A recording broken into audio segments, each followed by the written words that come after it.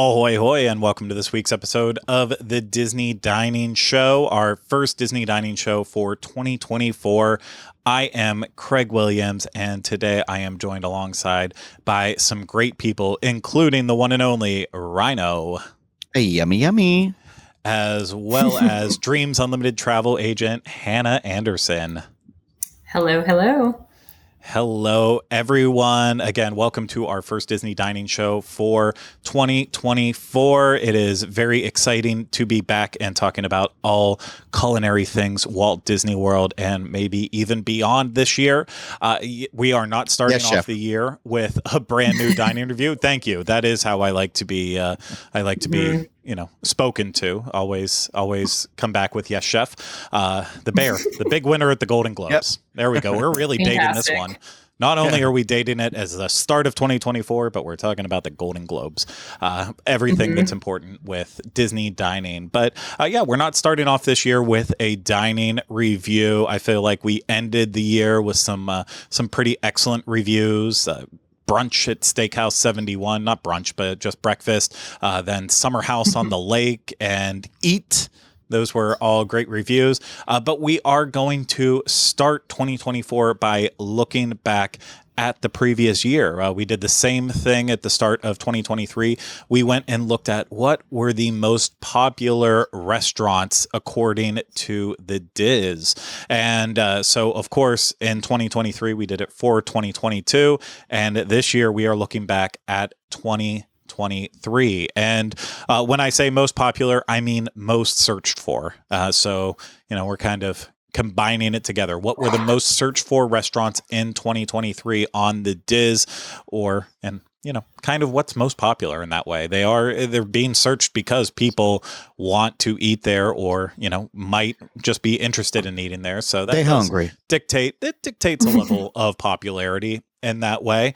And I figured I want to start this one off by explaining what was on the list last year. But before I even get to that, I want to talk about Dreams Unlimited Travel. So if you want to support us, book a vacation through Dreams Unlimited Travel. It costs you no extra money, and you get the support of one of the amazing Dreams Unlimited travel agents, and they can help you navigate the waters of booking a Walt Disney World vacation. So head over to dreamsunlimitedtravel.com today for a free, no obligation quote. When you book a vacation package with them through Walt Disney World, for Walt Disney World, you can actually receive a gift card. Right now, we are extending that promotion. And you know what? Talking about dining, of course, free dining, if you're a Disney Plus subscriber, still a big thing right now. So dining is in the air for 2024.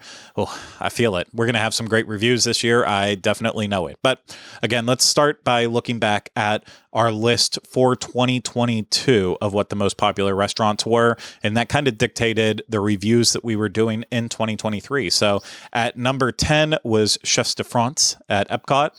Number 9 was Jungle Navigation Company Limited Skipper Canteen at Magic Kingdom. 8 was Columbia Harbor House at Magic Kingdom. 7, Gaston's Tavern at Magic Kingdom. 6, Roundup Rodeo Barbecue at Disney's Hollywood Studios. Was not open yet at that point. Number 5 was Liberty Tree Tavern at Magic Kingdom. Number 4 was 50's Primetime Cafe at Disney's Hollywood Studios. 3, the Crystal Palace at Magic Kingdom. 2, Cinderella's Royal Table at Magic Kingdom, and 1 was Be Our Guest Restaurant at Magic Kingdom. And we actually did a decent job at knocking off a lot of restaurants on this list. We ate at Be Our Guest. We ate at Cinderella's Royal Table. 50's Primetime was covered in the previous couple months prior to going over this list, so we didn't hit that one. But we did Liberty Tree Tavern, we did Roundup Rodeo Barbecue, and we did Skipper Canteen. So the only ones we left off were Crystal Palace, Gaston's Tavern, Columbia Harbor House, and Chefs de France. But there's a little crossover with the list this year, too, so maybe we will have to hit some of them. So let's go over what the most searched for / popular restaurants were for 2023, according to the Diz. And at number 10, not surprising that it made it to the list. I expected it the previous year, and it sure enough was on it. This year at number 10, we have Ohana at Disney's Polynesian Village Resort. Now, it's the most searched for, so we don't know necessarily whether or not they're searching for like the breakfast at Ohana or one of the other meal services there, but it's just searched in general. And I feel like Ohana is always going to be in this list of right around the top of most popular restaurants. I go back and forth on whether or not it deserves to be on that list because, I feel like you can always get full by eating at Ohana. You might not necessarily enjoy it. It might be one of those meals where the meat's not quite as good or the fillers don't fill you up like you want to. But, I feel like it definitely deserves to be somewhere in the most popular restaurants because it's a unique offering. It's very popular and I get it. But Hannah, how do you feel about Ohana? Yes, chef. I love Ohana actually. And I don't know, I'm kind of biased. I adore the Polynesian, just love being there. I will say when they did the 2020 changes for Ohana, went a couple times early on and that transition was weird. So I get what you're saying. Like I'm a longtime fan of Ohana, but it was bumpy there for a little while. I'm trying to think. I went probably a couple months ago for dinner.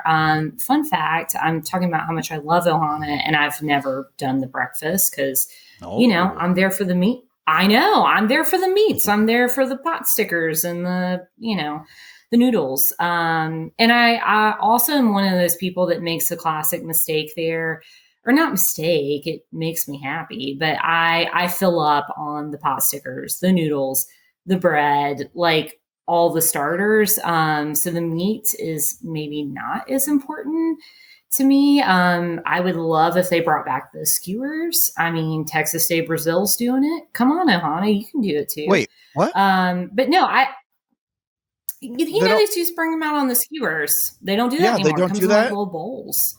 You just family style. Okay. No, that was like a post-COVID. I know. See, we like the skewers, Disney. So yeah, it's not quite the same because I feel like it, and I don't know, but like especially with a steak, with the skewers, you could tell them like, oh, hey, I want more medium rare or whatever, and they could accommodate that a little bit better. Whereas now with the family style bowls of meat, the temperature just I think is what it is. Maybe you can request something different, but. It just kind of comes out as is. I think food's pretty solid. Like it's super filling. I don't know. I would say Ohana deserves to be higher on the list. I'm that guy today. I know. A bold claim. It means very family. Bold claim. Yeah. Yeah. Rhino, where do you stand family. on the Arby's of Walt Disney World? The meats. Yeah. No, I think I'm in the same boat as Hannah where I've never done the breakfast either. I would feel like something was missing if I didn't get those pot stickers and stuff like that. I kind of forgot about that skewer thing. I've definitely been once since COVID, whenever they had the shrimp, it wasn't the big shrimp. It was like in the cheese, like in the skillet or whatever, that thing. It was that day I went to film the Ohana rooms when they had the Polynesian rooms when they had been remodeled into Moana. What is it? Moana. I kept thinking Coco and I'm like, nope, wrong thing. But when they had been remodeled into those Moana rooms, like whatever that first day they did, that was the last time I went to Ohana. But it is one of those things where I don't know. It's like such a Walt Disney World staple. I think it's that curse of like once you've been once, it just calls to you, just much like the water does to Moana. I would love the skewer thing too, because I don't know, mentally for me, I always thought like, well, it came right out of the fire. It's going to be hot and fresh. You know what I mean? And maybe not always the case, but I haven't been in so long that I want to go back. It does always hold that like nice spot in my heart here. And there's Craig said at the beginning, there's no way you don't leave like full there. I love the dessert too. I love that, that bread pudding. So good. So good. Well, I will say that, we didn't do Ohana at all last year, but based on what we've been saying here. I feel like breakfast has to be our priority since we have. Okay, but two let me ask you people. this. Okay. Ask. What makes the breakfast special? So for me, what makes the dinner special is that sort of like all you can eat, like or all you care to enjoy, whatever Disney says. But like the skewers and things. So what's the breakfast version of that? Well, it is a character breakfast, and then also you just have a solid breakfast. It used to be considered really good because it also wasn't that insanely expensive for breakfast. Right. It kind of was a overall good value, and I mean, there's a little bit of Polynesian flavors thrown in there as well too. So it's been a while since I've done breakfast, so I mean. You two both haven't done it for breakfast. I haven't done it in quite a while. So while I do think we need to go to a later service so we can have the meats, I do think that it's worth maybe starting with breakfast and, dip our toes in. No one's going to complain about two separate reviews of Ohana because it's two complete different Ooh, not me. Call you girl. Also, I'm coming. And because it is one of the most searched for restaurants, so that would be proof. Yeah. We have the analytics. The people demand it. They do demand it. So whoever is using the Diz, not me. I don't use it anymore. But then coming in at number 9, last year on the list, it was at number 10. This year, number 9, Chefs de France at Epcot, which is this kind the upstairs of or the mind downstairs? blowing. Downstairs, the main one. I'm like shocked that in general, Chefs de France, like that's the only Epcot restaurant that's on the list. So, I mean, spoiler for what's to come. Sorry, no, there's one more Epcot on the list this year. There wasn't any other ones last year on the list. There's one more this year. But Chefs de France, I mean, I kind of get it. It's in general, I feel like Chefs de France has a pretty accessible menu when you're looking at it from the perspective of maybe even like picky eaters, and then also too, you can kind of feel like you're eating something special because you are in World Showcase, and I'm having French cuisine where maybe Canada feels a little bit too Americanized, and you want to stay away from Mexico and some of the other countries that feel like you can get that anywhere. I feel like France has a little bit to offer, so maybe that's why it French macaroni and cheese. There's French macaroni and cheese. Clearly, there's something that people are attracted to with it, and we didn't make it around to it this year or last year, so we'll have to add it to the list this year since it's on once again. But I don't think this should be in the top 10, let alone, sometimes being one of the only searched for restaurants at Epcot. I think there's definitely others that should be up higher here. on this list. But you know what? It's what people search for. So, Ryan, we'll start with Hannah. What are your thoughts on Chefs de France? All right. So I went recently. I wrote an article about it. Go check it out. It disappointed me. I was like, I kind of we hadn't been in a while, and I will say Chefs de France like just looks beautiful from the outside, like especially at nighttime. It just like has this warm glow to it, and like several times I've walked by and been like, that looks great, like I want to be inside there. But and I know friends that like rave about the French onion soup, and that always looks delicious, and I was like, all right, let's do this, let's give it a shot. And I was sorely disappointed. I thought the prices were a little high. The food was, I thought, kind of lacking flavor. And then the restaurant itself, we were in kind of the side section of the restaurant, which is not really like that main pretty section that you see when walking by. And it's just, I don't know, the acoustics in that restaurant are very loud, and the tables are close together. And I think it was kind of funny there. And of course, we had our toddler with us, so we were loud in at our own table. But the table beside us was a couple who was doing like a date night away from their family. And you could just like tell, like the look in their face was just like, okay, this is like not relaxing or romantic. Like they just seemed kind of disappointed. And the service wasn't great. So I would be willing to give it another shot because I do really want to like this restaurant.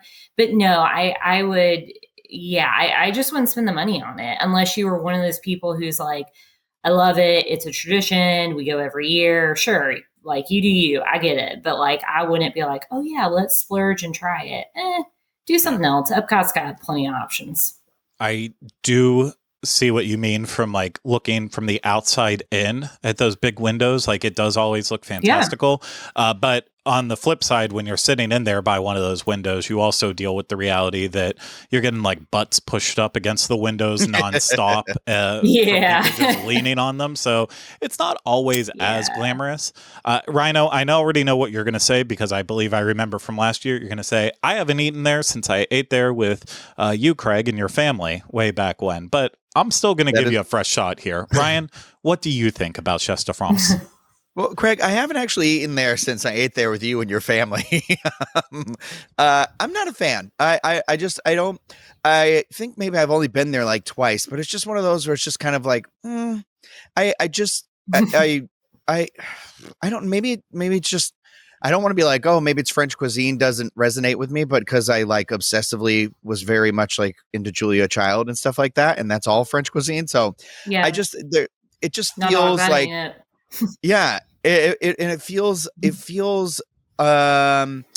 feels like something that appears to be like you said, the couple with the date night. It feels to be something a little more glamorous and a little more fancy than it actually delivers on. And I felt like the menu. I remember the last time I looked at it, I was kind of like, there's just not a lot of stuff that calls to me. So it does feel in 2020. I mean, this is the list of 2023. Like, it's interesting because we've opened so many more restaurants here, that this still is in this list. I feel like it's really kind of forgettable at this point to me. Yeah.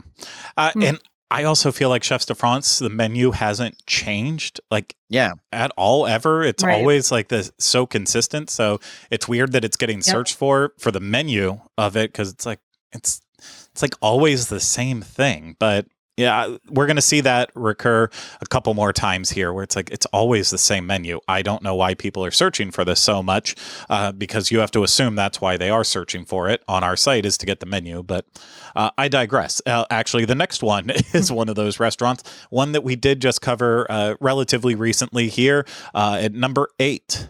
It is Liberty Tree Tavern at Magic Kingdom. Last year, it was on the list at number 5. And this is one that I feel like when Erica, Rhino, and I went, I was the only one who enjoyed it for the most part. I think just had an off day. We had an off day. Yeah, I was a little bit happier with it, minus the service, but it was not necessarily well received. I believe the title of that review was "We're not so thankful for the meal that we just had at Liberty Tree Tavern." Hannah, what do you generally think about this restaurant? I like it. I remember that review came out, and I was like, "Oh man, I kind of like it." I don't think it's like knock your socks off, and the atmosphere is. It's cozy. It's in Magic Kingdom. Like, depending where you're sitting, I don't know, you can sort of see the parade. Like, that part's okay. But I think the food is solid enough. Like, last time we went, like, I didn't really eat the turkey, but I thought the, like, pot roast was pretty good. I thought the salad was good. I'm always all about, like, a family style, all you care to enjoy. I like to eat. I love the dessert there. So that's pretty cool. And then I think what I like about too is like the reason I've eaten there before is because it's like I can usually get a reservation there. And so it does kind of provide this oasis when it's like a hot crowd day at Magic Kingdom and you're like, I just want to sit inside and, do a table service. Cause like we try that all the time at Skipper Canteen and we can't ever get in. So I think like it's one of those two that like it's a little something for everybody. It's not like a super adventurous menu, so like your kids will eat mac and cheese and everybody's happy. So I'm kind of thankful for Liberty Tree. I'm just gonna say it. I'm happy to hear that. I always enjoy a good dissenting thought. Rhino, do you have anything else to share on it? I feel like I said it in our review, but I still like if somebody said, "Hey, let's go to Liberty Tree Tavern," I'd probably be like, "Okay." Like I still have that fond feeling of it. I feel like a review, we just maybe got an off day, but I agree with you, Hannah. Like mentally, I'm always like, "What's nice and cool and dark in there?" And so I'd be willing to give it another shot. Next time you're planning a revolution, Rhino, just head on over to Liberty Tree Tavern and the Rhino Revolution. The Rhino Revolution. I like that. Very fancy. Okay, number 7, new to the list this year, and I'm surprised it wasn't on the top 10 last year because I think it's always like circulating around most popular restaurants and one of the hardest to get a reservation for. You usually see them first thing when the restaurant opens or right at night, right before it closes, and that is Sci-Fi Dine-In Theater Restaurant at Disney's Hollywood Studios. Very similar to Liberty Tree Tavern. We did eat there last year, sometime in the summer, and I feel like I had the best experience of our group, minus we agreed that there were a couple cast members in there that were the pinnacle of Disney cast members. Our server just wasn't one of them. But ultimately, I knew going into it, yes, this is overpriced American food that, should be lower in price and a little bit higher in quality. But you're going for the atmosphere. You're going for that drive-in theater. And I think it absolutely, follows through on that. So I think it deserves to be in the top 10. Hannah, where are you at? Yeah, I agree. I love sci-fi too. I didn't think I was going to be like the Paula of this review session, but yeah, now I'm like loving all these. Sci-fi reminds me of the good old days at Hollywood Studios, and I just can't give up on that. So I do. I love the atmosphere. I love the retro sci-fi clips. The food is, I think, okay. I think you need to go into it kind of like, I'm here to get a burger and a Coke, maybe a milkshake, and that's, just like stay in those parameters. It's a little overpriced, but nothing, I would say, offensive for Disney. And it's funny because this is another one of those where like, several times at studios, I've been like, let me see if I can get into sci-fi. And I'll go ahead and tell you the answer is always no. So I don't get to go very often. But yeah, I think it's a good one. I think especially like, I now with the toddler who unfortunately loves screens, very thrilled about that. I kind of like the idea too, that's like entertainment for them. Like, okay, I can like sit down in the dark, cool off, and like my toddler would be entertained. So it's a win-win. So yeah, I think it deserves to be on the list. Maybe I can eat there this year. We'll see. There you go. Sci-Fi Dine-In, the ultimate iPad of Disney restaurants. Rhino, anything else to add? No, I mean, I agree. I definitely think it should be on the list. I just pulled up the menu really quick to look at it, and there was already some stuff where I'd be like, oh, I'd get that this time, I think, if I went again. And it definitely is a unique dining experience. And again, there's nothing beating that interior. I love a good outside inside, and the coolness of it all. So I can for sure, I would say yes, this definitely makes sense to be in that top 10. It might be worthy of a re-review for us to see if we have a better experience the next time. Do a dinner or something. Yeah. Well, Ryan, listen to this. Speaking of restaurants where you feel like you're outside, inside, well, you kind of have this experience at the next restaurant on the list. Number 6, added to the list this year is Space 220, which I think, outside. At Epcot, of course. I think our opinion of this was when we went and added this as a review, it's like, it was fine, but definitely overpriced, and you can make some great choices that will lead to a good meal, or you can just have a mediocre meal there. But I have no desire to return here anytime soon, except for the lounge. That's just me. Yeah, I agree. Yeah. I've only done the lounge because I can't afford like the regular Space 220 menu, and I also can't get in. So I've done the lounge one time, and I thought it was cool. Like I thought, if you could get into the lounge without having to wait a long time, like why not? It's I think what's kind of a tough sell for Space 220 is that there's so much. I mean, it's changing a little bit, but there's so much on the World Showcase side. So it's kind of, I think, like I'm usually not over by Mission Space. So like, I mean, I gotta be honest, I'm not usually like thinking like, oh, we should try to pop into the Space 220 lounge.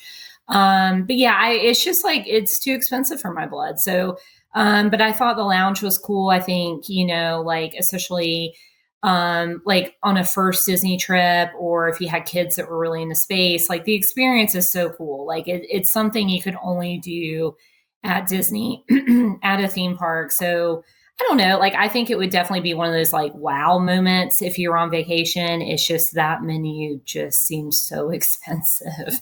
Yeah. So yeah, it is. Just need a bigger wallet. Rhino, anything else said? No, I mean, I understand completely why it's on the list. Again, unique presentation of dining opportunity, and it kind of leads me to believe like, why isn't I mean, it could be. I know it's not because you already sent me the list, but why wouldn't the dinosaur? What the heck is it called at Disney Springs? Rex. Why isn't the T-Rex dining like? Why isn't that on there? Because if they're all searching based on the unique dining thing, I would think that would be on there, but. No, I completely agree. Too expensive, and I didn't love it. But I'd maybe try the lounge one more time because I know they redid some stuff since we went. I mean, I could understand why T-Rex isn't getting searched. It's because you assume they're going to have the same gruel on that menu that they've had for years and years. But that'll be the first and last time that I insult T-Rex, because when we released that review, all we got told was how wrong we were about it. And, especially with the fact that like we skipped dessert and everyone's like screaming like, how could you not get the dessert? One of the best sundaes you can get on property. I'm like, yeah, people say the same thing about Ghirardelli, but I never go and get Ghirardelli sundaes ever. But that's just, I did get a Ghirardelli sundae one time. What's that? Yeah, you heard it here first. So you hate ice cream and dinosaurs. So you heard it here first. When I want ice cream, if I want Ghirardelli ice cream, I go to the source. I go to San Francisco and I get it. I get on a plane. So. I book a flight. We need to go back. We'll have to go back and do like the drinks and the desserts, because I don't think we did drinks either. So we'll add it to the list. We'll add it to the list. But, number 5, this one fell a little bit from where it was in 2022, but the Crystal Palace is on the list at Magic Kingdom, buffet with Pooh and friends. And yeah, this was just one of those ones where we did way too many Magic Kingdom restaurants way too quickly, because that's what dominated the list in 2022, and we got burnt out. And Erica and I knew we were like fighting an uphill battle with Rhino of asking him to go to Magic Kingdom. So we pumped the brakes, and Crystal Palace, we definitely will do it this year. I mean, I feel like Crystal Palace is one of those things you're not going to get any thrills with the food, whether it's breakfast or another meal service there, but you're going to get some attention from characters, and if you're there with the friends and loved ones, family, or even, maybe even by yourself, I feel like you can make the best out of it. But we'll have to see when we go. It's been forever since I've been there. Yeah. So Steve, we went with Steve. Much. We went with the last time we went. I think we reviewed it was like Steve. I mean, I look really skinny Jackie. in the picture. Yeah, it was before a party. I think it was before like a Halloween party or something like that. Yeah. I mean, I think it was like 2019 was the last time that we were there. It's time. And I never think about going. So that's just on me. I went a year ago and I thought it was like better than I remembered. So I think the food may have stepped up a little bit. We'll see. Okie dokie. Number 4 on the list, one that we flocked to last year as soon as we could get a reservation, and was number 2 on the list last year, Cinderella's Royal Table at Magic Kingdom. And it deserves to be a searched menu on the list, because it is such a unique dining experience. I still think about the meal that we went and had there, and it was just such a good time. Maybe the food wasn't necessarily worth the price, but just the atmosphere, everything about that experience, including the characters, just made it an unforgettable experience, one that I definitely want to have with my family. Not that it wasn't great with you and Erica, Rhino, but whatever. It was still a great time. So I think it deserves a spot in the top 10, and happy to see that it's still on there. But Hannah, any thoughts? I haven't been in years just because of the price point and it is hard to get a reservation for. This is the one table service that I think I've been to, but my husband has not been to because, like any good girl, I dragged him into the world of Disney. So, anyways, we've not done it mostly because of the price point and not being able to get in. I always remember it being like exactly like you said, like the food was okay, don't really remember it, not bad, but it was the experience. And so, yeah, I'm just basically looking for a special occasion to go with my family. But I mean, yeah, I think if you had the opportunity to book it, yeah, why wouldn't you? I agree. Rhino? Yeah, we said it, and I stand by it in the reviews. I'd like to go back and do like the nighttime, do the dinner, see what it's like up there for that with the ambiance. Yeah, at night with the lights out, maybe time it to fireworks. Who knows? Could be a good time. At number 3, almost the same spot as it was on last year's list at Disney's Hollywood Studios, 50s Primetime Cafe. And this is another head scratcher. I understand the popularity of it. It's also really easy to get into for the most part. So I can see why people are searching for it because it's like, yeah, that's Hollywood Studios. It's a pretty good option there, fairly priced. But from a menu perspective, the menu has not changed in years and years and years. So you don't need to be searching it to look at what's on the menu there. It's expect always the same. Grandma's fried chicken, Uncle someone's pot roast. It's literally always the same thing. Aunt Sally's salmon. And yeah, it's just the prices change every now and then. And yeah, I always have a fondness for this place. So I don't know if it deserves to be one of the most popular restaurants at like top 10 of Walt Disney World, but definitely one of the highlights at Hollywood Studios. What do you think about this, Rhino? I think it's the shtick. I think that people love that. I think it's the same way. Like what do we like with Ohana? Like I think it's kind of it's been around for so long, and it's like a no thrills meal. That I think it appeals to a very wide breadth of people, and that they'll be like, oh, I remember coming here when I was younger, and the lady yelled at me about the color of the soap in the bathroom. So I think it's kind of like people just check in and be like, is the chicken still there? It's not my thing, but I mean, like, I don't think I enjoyed my experience when I was there last time, but that's not to say that I didn't, that I wouldn't go again. It's just, I don't have that same sort of fondness for the whole thing, the whole bit of it. I love the idea of the 50s, thing, but I don't know. I don't want to say it on here. I feel like it was like, I think the being yelled at by the servers repeatedly can get very tiring for me very quickly. Yeah. And for me, it just brings back childhood memories of being yelled at. So it fits right in. Trauma. I'm sure, for one person, it brings back fond memories. For another person, it brings back traumatic memories. So you have that. Yeah. Hannah, what are your thoughts? I hear you. You are valid, Craig. Yeah, I love the atmosphere. Like, when people are like, if I win the lottery, there will be signs. My sign will be, I'm living in that apartment above 50s Primetime that has like that porch out there. That'll be my sign. Like that restaurant is 100% my aesthetic. I love it. I wish the lounge was a little bit bigger so I could just like hang out in there. More loungier. Yeah, more loungier. So one thing about the lounge actually is you used to be able to do the walk up and get a PB&J shake to go. Fantastic. They don't let you do that anymore. And that's like one of those didn't come back from COVID things. Like you have to be dining in the restaurant to order a PB&J shake. So don't make the same mistake that I did. But I think like the food, I don't know. I've had some great meals there and I've had some like not great meals here. So I don't feel like it's consistent. I mean, the menu, obviously, as Craig says, is the same, but quality, I think, just kind of depends on the day. I don't think you're going to get like a terrible meal there, and there's something for everyone. I also think the atmosphere, like I think if you're at one of those kitchen tables with a TV, like the atmosphere is amazing. Like it almost doesn't matter what the food is. But, there are like a lot of other tables, they're just kind of like tucked in a corner and not that spot with the TV. So I think you can, I don't know, have a great experience. You can have an okay experience. But again, it's the theming. It's one of those restaurants that like only at Disney World. So yeah, I don't know that like, yeah, you need to search the menu, but, and I don't know, Hollywood Studios, there's like more competition places to eat now. So maybe they'll step up their menu game to, I don't know, make it more competitive with the rest of the park. That would be cool. We will have to wait and see how that all plays off. But yeah, just keep that in mind when you're thinking about 50s primetime. The server will fight you over the color of the soap in the bathroom. Mm-hmm. Good stuff. And so our number 2 restaurant, which was number 1 last year, we have a new number 1 this year.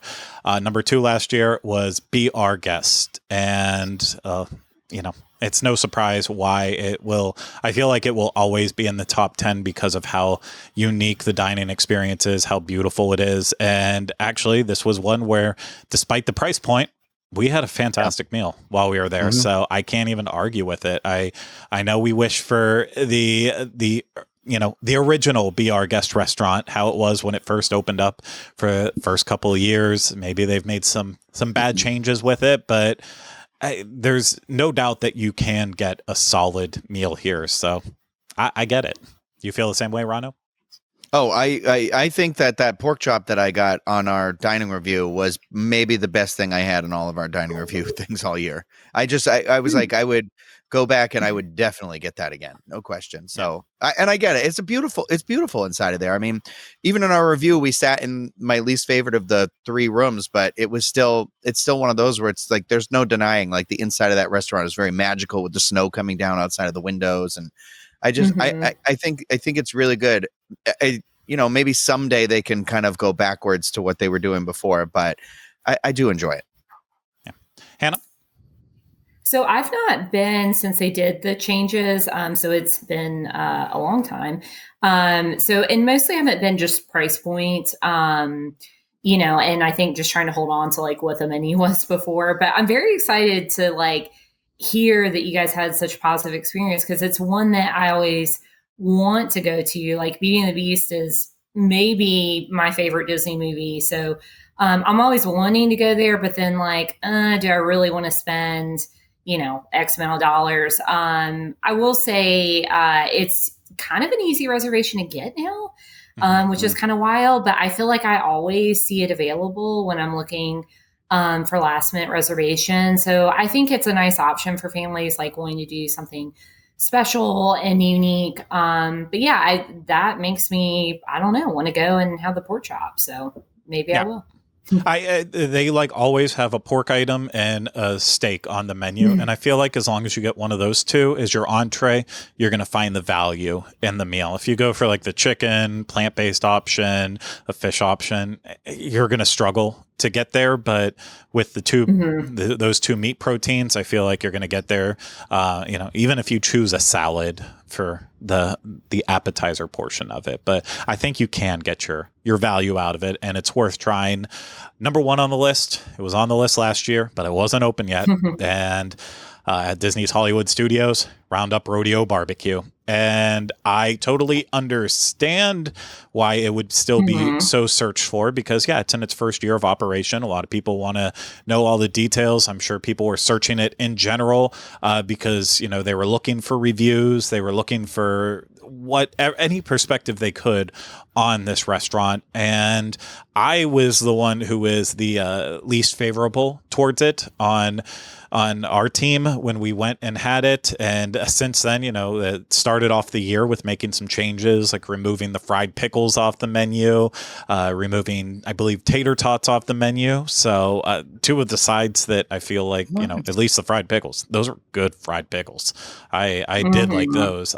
So some questionable decisions with it right there at the beginning of 2024, but I totally understand why it is so searched for on the Diz. However, I hope that it falls off of this list in 2024, because I don't think it should not be one of the top 10 most popular restaurants, and you don't need to be searching for it. And the reservations are just so easy to get for the most part. I always see them. Maybe I'm just the lucky one, but I always see it pop up. So I I don't love it, but hey, if you're still interested in trying it, give it a shot. I'll never say don't go for it, because what is just okay to one person might be the best dining experience for another. But Hannah, have you eaten there?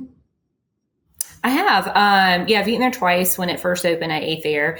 And I ate there, I don't know, maybe 2 months ago. And I feel like I knew the menu changes were going to happen. Like the way that you could just like, oh yeah, I'll take this side and this side, and now I want more sides. I was like, they're going to put the stop to this. So a little sad. The fried pickles were delicious. You couldn't get ranch with them though. Like who eats fried pickles without ranch? I'm just saying. Monsters. But yeah, so now they're just like, no fried pickles for you. Okay.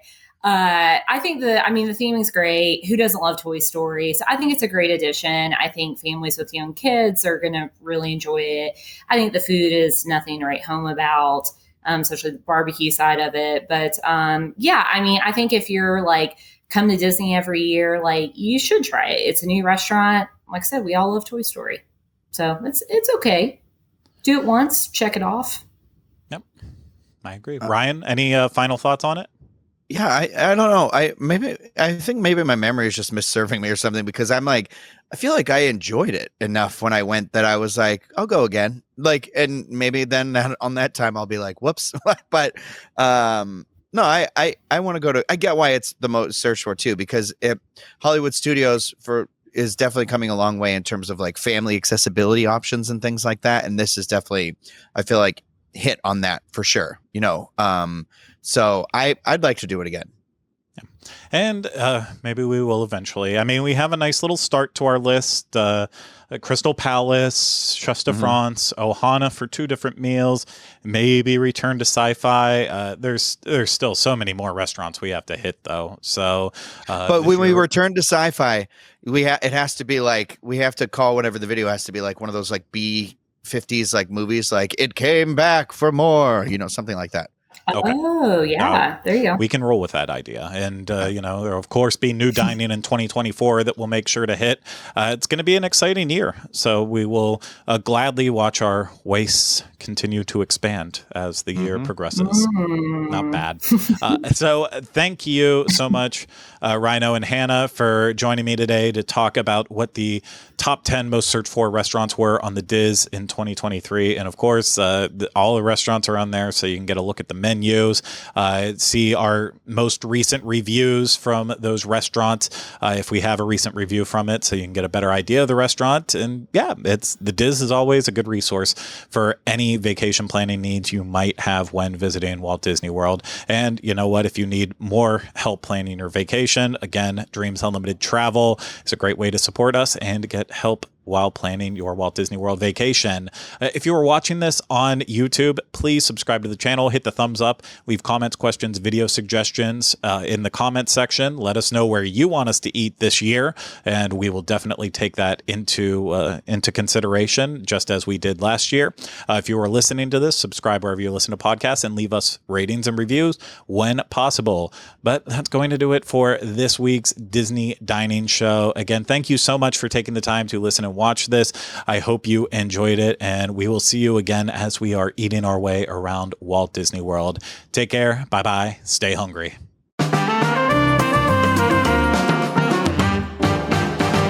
Yummy, yummy.